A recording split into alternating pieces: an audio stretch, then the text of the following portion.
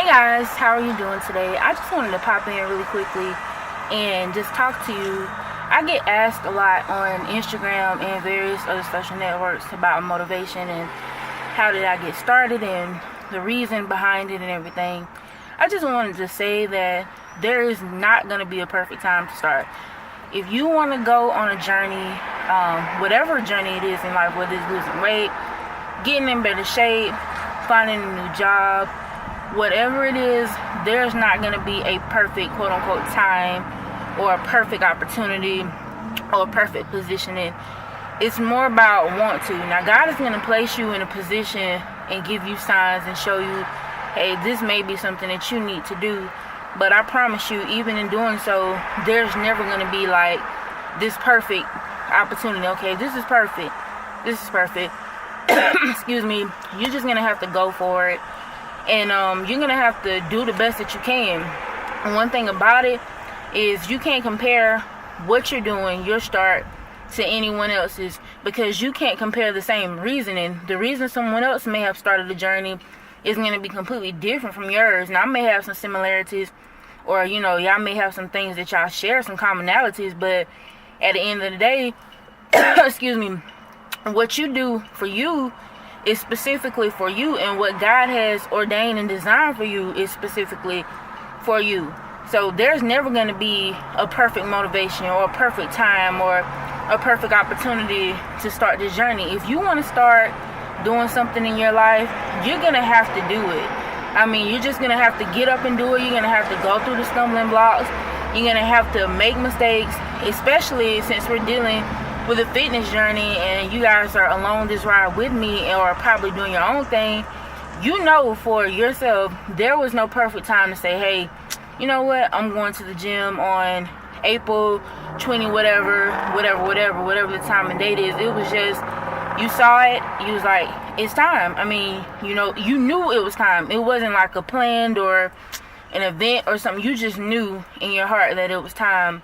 And as far as motivation, like I said, there's never going to be a perfect motivation, but you use what may motivate you. Whatever factors into your life, whatever it is that you believe God has assigned you to do, that's your get up and go. That's your calling point.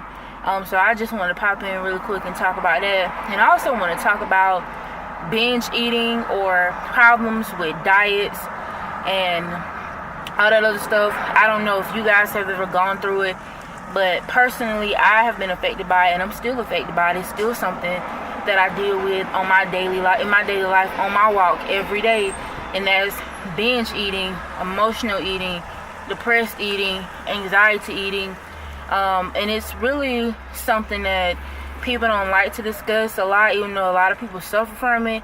I just want to let you guys know that you're not alone in this. I'm in it with you. We're all in it together. We can help one another. We can beat this.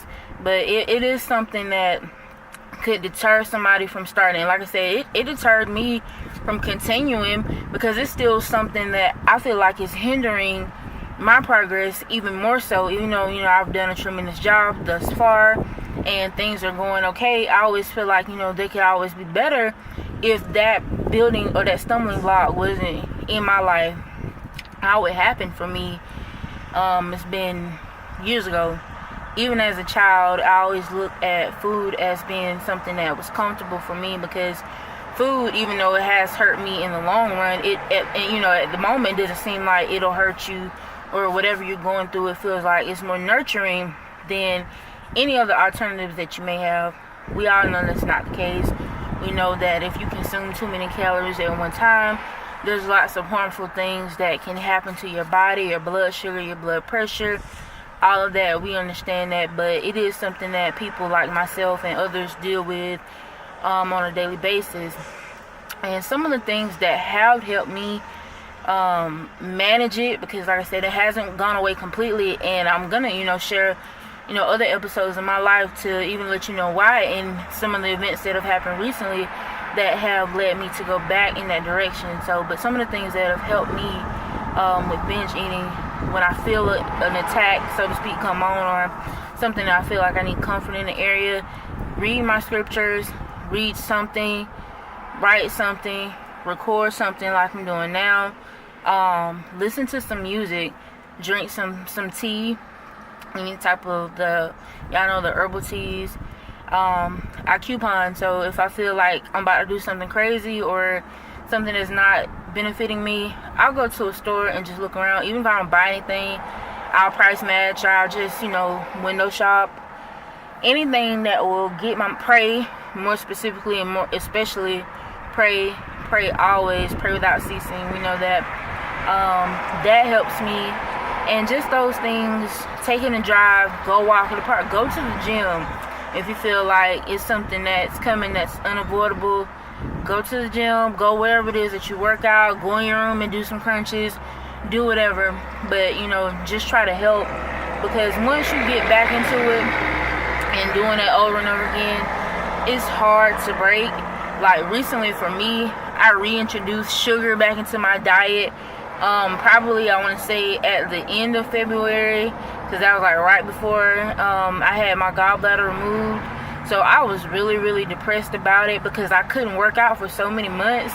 So I reintroduced sugar back into my diet, and needless to say, even as recent as yesterday, and today is Wednesday, I've had sugar, some form of sugar, every day since then.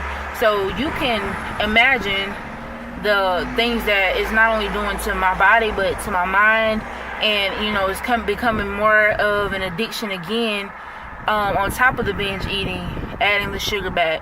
So it's hard as hell to remove it and keep it away from yourself. But like I said, I just want to come on and talk about it and let you know that if you're struggling in any dietary area, you are not alone. If you're struggling with emotional eating, looking for comfort in food, you are not alone. I don't know if there's any groups for us, or we can start our own group, or we can just talk amongst each other. That would be fine. But I just, like I said, I wanted to let you know that we're going to beat this and we are going to move on in our lives, and that's not going to hinder us. So if you guys have any issues, or if you have any circumstances that have placed you in a position to do the same thing, emotional eat, binge eat, and if you've rectified the situation, leave a comment down below and let me know some of the things that you've done to help and fix it, or take it away from you, or just break it away gradually, so that we can help and heal each other, and we can move on from this. So anyways, guys, I'm thankful that you guys are sharing this journey with me. As always, please like, comment, and subscribe to my channel, and I'll see you guys next time on the next video. Bye.